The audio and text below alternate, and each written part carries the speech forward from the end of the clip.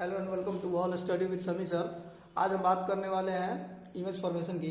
और लाइट में जो है मिरर और लेंस की इमेज फॉर्मेशन की बात करने वाला। हालांकि ये चैप्टर बड़ा लेंदी सा होता है, लेकिन इसमें हम शॉर्ट ट्रिक इसका बताएंगे, फिर इसके बाद फुल कॉन्सेप्ट बताएंगे कि इमेज फॉर्मेशन कैसे होते हैं। अच्छा, मिरर में हम शुरुआत करते हैं। इसमें दो टॉपिक हैं, एक मिरर एक लेंस है। तो मिरर से शुरुआत करते हैं। तो सबसे पहले मिरर जो होता है इसके दो टाइप होते हैं। मिरर में कितने टाइप होते हैं? इसके दो टाइप होते हैं। एक तो होता है कॉन्वेक्स, एक मतलब वही अवतल लेंस, सॉरी अवतल दर्पण, अवतल दर्पण जिसको हम कॉनकेव कहेंगे, कॉनकेव मिरर बोलेंगे। और एक होता है कॉन्वेक्स यानी कि उत्तल दर्पण, उत्तल दर्पण। और ये होता है कॉन्वेक्स, कॉन्वेक्स मिरर। ठीक है। अच्छा, कुछ बेसिक बातें इसलिए बताते रहे कि इमेज फॉर्मेशन में थोड़ा सा समझ में आना चाहिए ये चीज़ें, ठीक है ना। अच्छा, अवतल दर्पण जो होता है, अवतल दर्पण ध्यान रखना है, इस अवतल दर्पण की कुछ खासियत होती है। इसको हम यहाँ यहीं पे बताते रहे, यहाँ पे इसको नोट डाउन कर लेना है। अवतल दर्पण की खासियत ये है कि ये प्रकाश की किरणों को इकट्ठा कर देता है, इसलिए इसको कन्वर्जिंग दर्पण भी बोलते हैं या कन्वर्जिंग मिरर भी बोलते हैं। अभिसारी दर्पण भी इसको बोलते हैं। क्या बोलते हैं? अभिसारी दर्पण। एक और इसका नाम है, इसको अपसारी बोलते हैं। क्यों बोलते हैं अपसारी और अभिसारी? प्रकाश के फैलाने और इकट्ठा करने के गुण के कारण इसको, है ना। अब यहाँ पे हम आते हैं सीधा, या फॉर्मेट हम बताते हैं। कभी भी मिरर हमें जो बनाना, इमेज बनाना होगा, इमेज, उसके लिए बेसिक बात ये है कि जैसे ये हो गया अपना, यहाँ पे बता दे रहे हैं हम। देखो ये गोलीय दर्पण है। अगर गोलीय दर्पण में हम बाहर से यहाँ पे कलई कर दें यानी रंगाई कर दें, यहाँ पे कोटिंग कर दें, तो ये हो जाता है अवतल दर्पण। कौन सा? अवतल दर्पण। अवतल दर्पण का ये मध्य बिंदु जो होता है ये ध्रुव होता है। क्या होता है? ध्रुव होता है, ठीक है ना। और यहाँ पे होता है फोकस दूरी, कैपिटल एफ। फोकस दूरी से लेकर के, फोकस दूरी से लेकर के ध्रुव यानी पोल, जिसको पोल कहते हैं, के बीच की दूरी को फोकस दूरी कहते हैं, ये स्मॉल एफ होता है। अच्छा, फोकस दूरी और पोल के बीच में कैपिटल सी यानी कि वक्रता त्रिज्या होता है। इसको यहाँ से लेकर के यहाँ तक वक्रता त्रिज्या होता है, और इसके आगे इन्फिनिटी होता है, अनंत होता है, ठीक है ना। तो इसके केस होते हैं। वस्तु को हम कहाँ कहाँ रख सकते हैं? वस्तु को अनंत पर रख सकते हैं, वस्तु को अनंत और वक्रता केंद्र के बीच रख सकते हैं, वस्तु को हम सी यानी वक्रता केंद्र पर रख सकते हैं, वस्तु को कहाँ रख सकते हैं? और सी और एफ के बीच में रख सकते हैं। फिर वस्तु को कहाँ रख सकते हैं? एफ पर रख सकते हैं। फिर वस्तु को कहाँ रख सकते हैं? एफ और पी के बीच रख सकते हैं, ठीक है ना। ये पांचवा है। और छठवां कौन सा? एफ और पी के बीच रख सकते हैं। तो वस्तु को रखने की ये जगह है। Got it. अब इसमें जो है,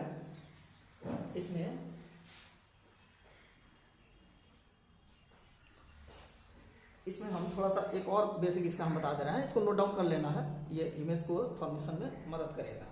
तो हम ये बताना है यहाँ पे पहले हम शॉर्ट ट्रिक बता रहे हैं। हालांकि इसका कॉन्सेप्ट थोड़ा सा लेंदी होता है, बताएंगे वो भी हम, वो कैसे होता है।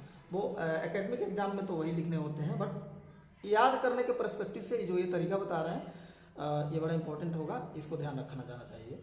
अब देखते हैं हम इसमें, हम ये कह रहे हैं कि प्रतिबिंब बनाने के लिए हम देखो क्या करते हैं। पहले ध्यान से देखो, अवतल दर्पण से प्रतिबिंब देख रहे हैं यहाँ पे, अवतल दर्पण से पहले हम पोजीशन ही बता दे रहे हैं ताकि ज़्यादा कंफ्यूजन ना हो, समझो। सबसे पहले अवतल दर्पण और उत्तल दर्पण में हमने अंतर बता दिया। अवतल दर्पण वैसा दर्पण होता है जिसका बाहरी जो उठा हुआ भाग होता है वो कलई किया जाता है, मतलब इसको हम कोटिंग कर देंगे, इसको हम कोटिंग कर देंगे। ऊपर हम मिरर है तो M1 और M2 यहाँ पे लिख सकते हैं। और ये ध्रुव होता है ना, इसको पोल कहते हैं, हिंदी में ध्रुव कहते हैं, अंग्रेजी में पोल, पी द्वारा दर्शा रहा है। यहाँ पे कैपिटल F होगा। कैपिटल F जितना दूरी पर यहाँ से होगा, इसको, इसके बीच की दूरी को फोकस दूरी कहते हैं, स्मॉल f कहते हैं, ठीक है ना। ये ध्रुव है ना। इस ध्रुव से लेकर के मुख्य फोकस, ये कैपिटल F को मुख्य फोकस कहते हैं, मेन फोकस, और इसकी दूरी को हम फोकस दूरी कहते हैं। अच्छा, फोकस दूरी जितना ये यहाँ से यहाँ दूर होता है उतना ही दूर यहाँ से यहाँ होता है c, और यहाँ से ये पूरा जो है ना ये 2r होता है, यानी r होता है, रेडियस ऑफ कर्वेचर जिसको बोलते हैं, वक्रता त्रिज्या। ये वक्रता त्रिज्या है, ये मतलब यहाँ से यहाँ तक वक्रता त्रिज्या, और ये वक्रता केंद्र है। क्या ये? वक्रता केंद्र है, ठीक है ना। तो P हो गया ध्रुव यानी पोल, कैपिटल F हो गया मुख्य फोकस, और स्मॉल एफ हो गया फोकस दूरी, ये सिंबल होता है इनके नाम के कैपिटल लेटर से ही लिया जाता है। सी होता है वक्रता केंद्र, सी क्या होता है वक्रता केंद्र, और कैपिटल आर जो होता है ये होता है वक्रता त्रिज्या, क्या होता है वक्रता त्रिज्या, रेडियस ऑफ कर्वेचर, ये सिंबल पता होना चाहिए। और इसके आगे इन्फिनिटी होती है यहाँ पे, अनंत जिसको बोलते हैं यहाँ पे। तो वस्तु को देखो कैसे रखते हैं, वस्तु को अवतल दर्पण में, अच्छा किसी भी वस्तु को अगर हम इमेज बना रहे हैं तो हमेशा वस्तु को दर्पण के आगे रखा जाता है, मीन बाईं साइड रखा जाता है, किधर लेफ्ट की ओर। तो देखो वस्तु को हम अनंत पर रखेंगे, वस्तु को अनंत और वक्रता केंद्र के बीच रखेंगे, 2 नंबर पे वस्तु को वक्रता केंद्र पर रखेंगे, तीसरा पोजीशन। चौथा वस्तु को एफ और सी के बीच में रखेंगे, फिर से वस्तु को हम चौथा यानी कि फोकस पे रख सकते हैं। फिर वस्तु को कहाँ रख सकते हैं, यहाँ पे कैपिटल एफ पे रख सकते हैं, 1 2 3 4 यहाँ सॉरी 5, और छवां किस कहाँ हो जाएगा एफ और पी के बीच में रख सकते हैं। अच्छा अगर ये कभी ऐसा हो कि अवतल दर्पण से कितने केस होते हैं इमेज फॉर्मेशन के, तो 6 होते हैं। कितने होते हैं 6 क्यों होते हैं, क्योंकि वस्तु को 6 ही जगह यहाँ पे मेंशन है, 6 ही ऐसे जगह दिख रहा है जहाँ वस्तु को क्या कर सकते हैं पुट कर सकते हैं, इसलिए 6। वो पहला कौन सा, वस्तु जब अनंत पे हो, वस्तु जब वक्रता केंद्र अनंत और वक्रता केंद्र के बीच हो, जब वस्तु वक्रता केंद्र पे हो, जब वस्तु वक्रता केंद्र और फोकस के बीच हो, और जब वस्तु फोकस पे हो, ये बीच वाला हो गया फोकस पे हो, फिर वस्तु कहाँ हो फोकस और पोल के बीच में हो, ये लास्ट वाली हो गई, ठीक है ना। अब इसके हम ट्रिक पे आते हैं, ठीक है ना। ये पूरी बातें बेसिक हो गई, आप लोग इसे नोट कर सकते हो या स्क्रीनशॉट ले सकते हो, ठीक है ना। ओके, अब यहाँ पे हम इसका तरीका बताने चल रहे हैं कि आपको याद कैसे रखना है चीज़ों को, इमेज फॉर्मेशन को याद कैसे रखना है, ठीक है। इसको हम इरेज कर दे रहे हैं।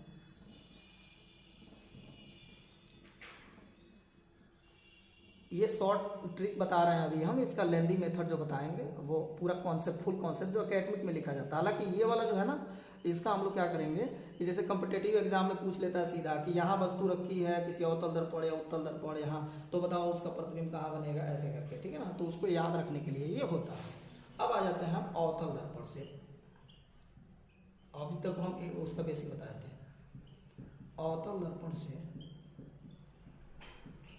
प्रतिबिंब का बनना, प्रतिबिंब का बनना, ठीक है। और एक बात बता दे रहा, सबसे पहले अवतल दर्पण से प्रतिबिंब 6 तरीके से बनती है। कितने तरीके से याद रखना है। और उत्तल दर्पण से 2, उत्तल दर्पण से प्रतिबिंब बनने के कितने केस होते हैं, 2 होते हैं, ये ध्यान रखना है। प्रतिबिंब बनने के उत्तल दर्पण से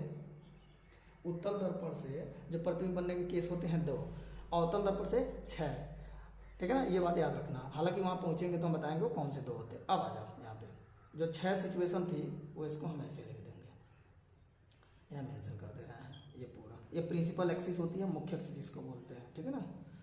इसको थोड़ा सा अच्छे से इसको हम डायग्राम प्रॉपर इसका बना दे रहे हैं। अब इसको हम क्या कर रहे हैं, इसको एचिंग कर देंगे हम। अवतल दर्पण की पहचान तो बता दिया ना हमने, बाहर की ओर रखते हैं, अंदर ये दबा हुआ भाग जो होता है ना, इसका इधर से लाइट आती है, ये M1 हो गया।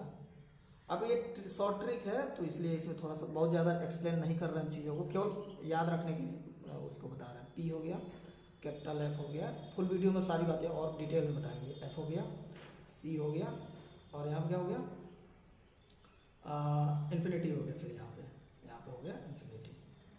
अब देखो क्या करते हैं, वस्तु को सबसे पहले हम अनंत पे रखते हैं। गौर करना, अब यहीं से ट्रिक शुरू हो गया। वस्तु कहाँ रखेंगे, अनंत पे। मान लेते हैं कोई वस्तु हो गई, इतनी बड़ी वस्तु है, और इसको हम पहले सिचुएशन पे रख दी है। ट्रिक याद रखना है, पहले जब वस्तु अनंत पे हो तो फोकस पे प्रतिबिंब बनता है। कहाँ पे बनता है, फोकस पे बनता है। प्रतिबिंब कहाँ बनेगा, फोकस पे, इसलिए यहाँ 1 नंबर लिख दे रहा है। इस 1 नंबर का प्रतिबिंब यहाँ पे। अब हम ध्यान से जो बता रहे हैं उसको ध्यान से सुनना है। वस्तु जैसे जैसे इधर खसकेगा, इमेज इधर खसकेगा।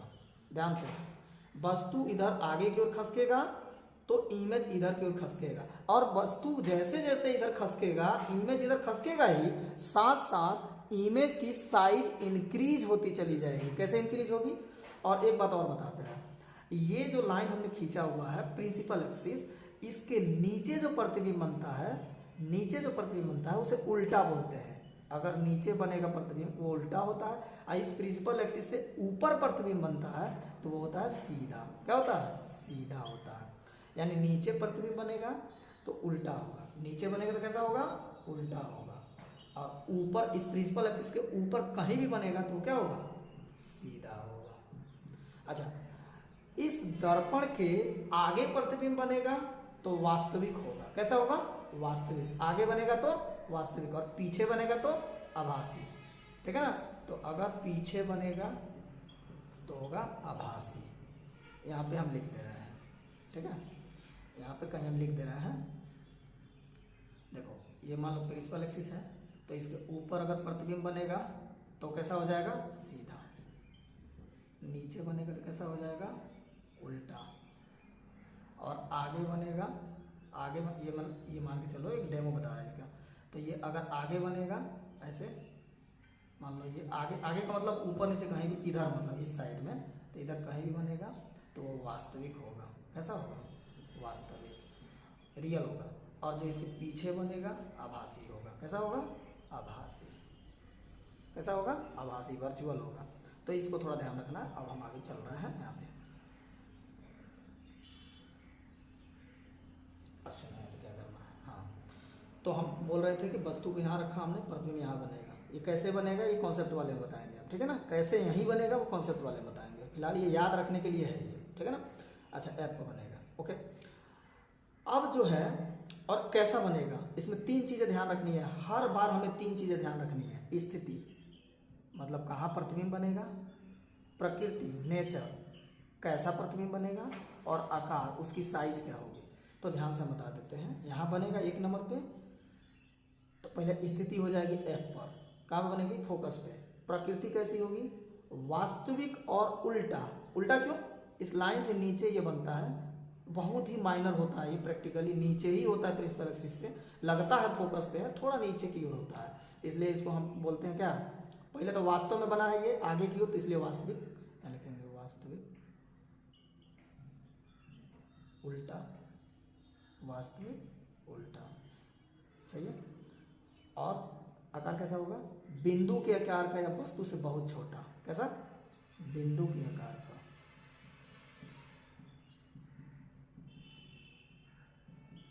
पहला केस में। अब आ जाते हैं यहाँ पे, अब हम वस्तु को खसका के दूसरे पोजीशन पे ले जाते हैं। दूसरा पोजीशन ये हो सकता है,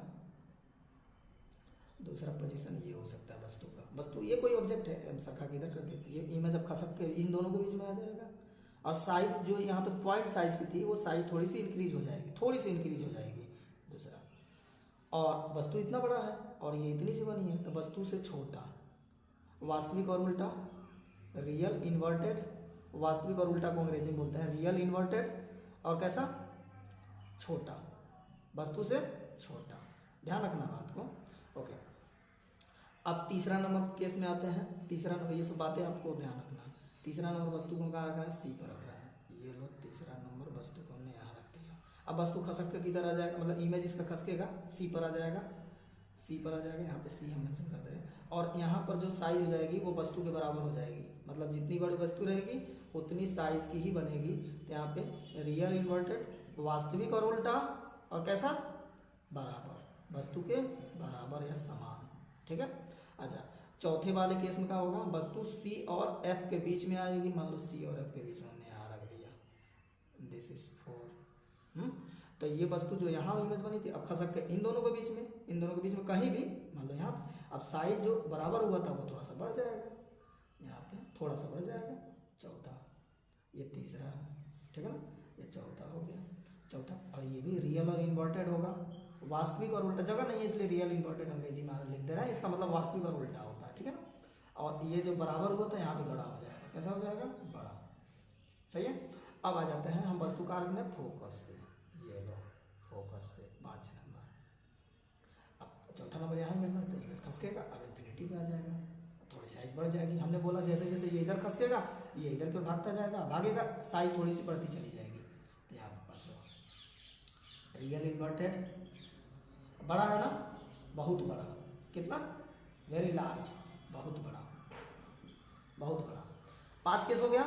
छठे केस में वस्तु को जैसे ही हम एफ और पी के बीच में रखेंगे, यहाँ पे छठे केस में जैसे ही वस्तु को हम यहाँ पे रखेंगे, इसका इमेज अब आप बताओ खुद ही, इन्फिनिटी के बाद कुछ बचता है क्या, इधर नहीं बचता है ना, इधर नहीं बचता है इन्फिनिटी के बाद। भाई 6 ही जगह है, तो ये 6 जगह, सब 6 जगह, 5 जगह में तो यहाँ तो बन ही गया। तो फिर क्या इधर तो बनने की संभावना, इसलिए इधर बनता है, इधर प्रतिबिंब बनता है दर्पण के पीछे। 6वां नंबर ये वाला, और ये सबसे बड़ा बनता है। और आप बताओ लाइन से ऊपर बना है, लाइन से ऊपर बना है तो सीधा सीधा, और दर्पण के पीछे बना है आभासी। हमने पहले बेसिक बता दिया है कि पीछे बनने का मतलब आभासी, आगे बनने का मतलब वास्तविक। ऊपर बनने का मतलब सीधा, नीचे बनने का मतलब उल्टा। तो देखो ऊपर बना है तो इसलिए सीधा, आभासी इसलिए कि दर्पण के पीछे बना है, और ये सबसे बड़ा, यहाँ बहुत बड़ा और यहाँ सबसे बड़ा, यानी 6 में सबसे बड़ा। ठीक है, तो ये तरीका है। जब भी पेपर में आता है, पेपर में कैसे क्वेश्चन आते हैं, पेपर में ऐसे क्वेश्चन आते हैं कि किसी अवतल दर्पण के सामने दर्पण को अनंत पर रख दिया जाए तो उसका प्रतिबिंब कहाँ बनेगा। भाई एक ट्रिक लो, यहाँ पे इन्फिनिटी टू, यहाँ पे देखो F to infinity, infinity to F। अगर फोकस पर वस्तु रखी जाएगी तो अनंत पे प्रतिबिंब बनेगा, और वस्तु को अगर अनंत पे रखेंगे तो फोकस भी बनेगी। देखो 1 नंबर 1 नंबर। ठीक है, अगर इन्फिनिटी टू C रख रहा है तो F टू C हो जाएगा। कहाँ हो जाएगा, F टू C हो जाएगा। 2 नंबर देखो ना ये कहाँ पे हो रहा है, ये F टू C हो रहा है, यानी इन्फिनिटी टू C अगर हम रख रहे हैं तो F टू C हो जाएगा, infinity to C F to C। और C to C, C to C, यानी वस्तु को अगर हम C पर रखे हैं, वक्रता केंद्र पर रखेंगे तो प्रतिबिंब भी वक्रता केंद्र में बनेगा। और चौथा केस में क्या हो रहा है, जैसे ही हम वस्तु को कहाँ रख रहे हैं, वस्तु को जैसे ही हम C और F के बीच में रख रहे हैं, कहाँ पे, सॉरी C और F कहाँ गया, तो हो गया ना 2 और 2 4 1 5। 6वां केस में क्या हो जाएगा, 6वां केस में जैसे ही हम वस्तु को F और P के बीच में रखेंगे, F टू P रखेंगे तो बिहाइंड ऑफ मिरर, दर्पण के पीछे, दर्पण के पीछे, दर्पण के पीछे बनेगा। समझ में आ रहा है। अगर केवल इतना कोई याद रखे तो भी वो लोकेशन भूलेगा नहीं कभी भी। कैसे, F to infinity, infinity to F, यानी वस्तु को हम फोकस पर रखेंगे तो अनंत पे बनेगा, अनंत पर रखेंगे तो फोकस पे बनेगा। Infinity to C, infinity to C का मतलब अनंत और वक्रता केंद्र के बीच रखेंगे तो फोकस और वक्रता केंद्र के बीच बनेगा प्रतिबिंब। अगर वस्तु को हम फोकस और वक्रता केंद्र के बीच रखेंगे तो प्रतिबिंब अनंत और वक्रता केंद्र के बीच बनेगा। दर्पण अगर वस्तु को हम वक्रता केंद्र पर रखेंगे तो वक्रता केंद्र पे ही बनेगा। फिर C पर C टू C, और F to P, F to P, F to P अगर हम रखेंगे, F और P के बीच में रखेंगे तो वस्तु कहाँ बनेगा, प्रतिबिंब पीछे बनेगा। समझ में आ रहा बात। तो ये जब भी पेपर में आता है, जैसे बोल देगा, जब भी कोई कंपटीशन एग्जाम दिया जाता है उसमें बोल देता है किसी अवतल दर्पण में वस्तु को कहाँ रखें कि आभासी प्रतिबिंब बने। तो देखो जो अवतल दर्पण में जो 6 केस हो रहा है ना, इसमें से 5 केस जो होता है इसमें रियल इमेज बनता है, कितना में, 5 केस में, और 1 केस जो होता है ये वर्चुअल बनता है, आभासी बनता है। देखो यहाँ पे 5 बार इधर बना है और 1 बार उधर बना है, ये आभासी बना है। ठीक है, तो ये अवतल दर्पण का ट्रिक हो गया। इसको 1-2 बार खुद ही बना लेना है, ऐसे लोकेशन करके, जिंदगी में कभी नहीं भूलेगा, एक बार बना लिया जाएगा इसको। ठीक है, डिटेल वीडियो आ रहा है बहुत जल्दी, उसको देखना, उसमें पूरा कॉन्सेप्ट बताएंगे कि ये यहाँ क्यों बन रहा है, इधर से इधर कैसे हो रहा है, क्या इसके लॉ होते हैं। थोड़ा लेंदी होता है तो पहले हमने सोचा शॉर्ट ट्रिक बता दें, फिर उसके बाद अब चलते हैं हम उत्तल दर्पण में जो 2 केस बनते हैं उसको देख लेते हैं। इसको हम इरेज करवाएं।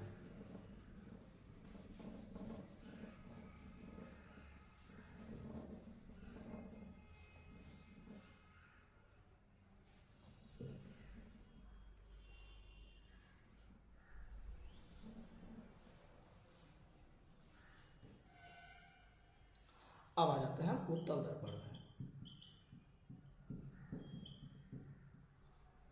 सबसे पहले उत्तल दर्पण बना देते हैं ऐसे।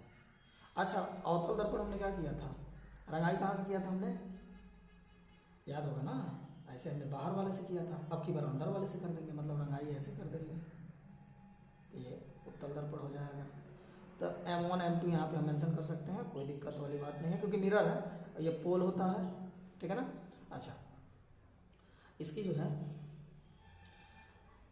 इसका पूरा गोला कवर होगा तो इधर हो जाएगा कहीं कैपिटल F, ठीक है ना, और इधर C हो जाएगा। अरे यार ये मुख्य फोकस है, ये वक्रता केंद्र है, और यहाँ पे जाएंगे हम। ठीक है ना, इधर भी अनंत होता है। ठीक है, और इधर भी अनंत जाएगा। ठीक है, इधर भी अनंत होगा, यहाँ पे इधर। अच्छा, मजबूरी है क्योंकि वस्तु को हमें कहाँ रखना है, इधर की ओर रखना है, बाईं ओर रखना है, चाहे कोई सा भी मिरर हो या दर्पण हो या लेंस हो, कुछ भी हो। तो हम वस्तु को कहाँ कहाँ रख सकते हैं, तो वस्तु को एक बार अनंत पे रख सकते हैं, पहला केस। वस्तु को जैसे ही अनंत पर रखेंगे तो फोकस में प्रतिबिंब बनेगा यहाँ पे 1 नंबर, ठीक है। अब वस्तु को अनंत और पी के बीच में कहीं भी अगर रख दिया जाए, कहीं भी, चाहे यहाँ रख दें, यहाँ रख दें, यहाँ रख दें, कहीं भी एफ और पी के बीच में कहीं भी यहाँ पे, तो इसका प्रतिबिंब जो होगा ये इधर की ओर बनेगा, एफ और पी के बीच में थोड़ी साइज बढ़ जाएगी। ये यहाँ बिंदु आकार का बना है और यहाँ पे साइज बढ़ जाएगी 2 नंबर। तो यहाँ पे 3 चीज़ें हर जगह लिखनी है, क्या? स्थिति, प्रकृति और आकार। स्थिति, प्रकृति और आकार। स्थिति का मतलब देखो, पहले तो ट्रिक यहाँ भी काम करेगा वो, कौन सा trick? F to infinity, F to infinity, infinity to F। Focus पर रखेंगे अनंत में, देखो फोकस पर रखें, अनंत पर रखें, अनंत पर रखें तो फोकस पे बन रहा है ये पहला।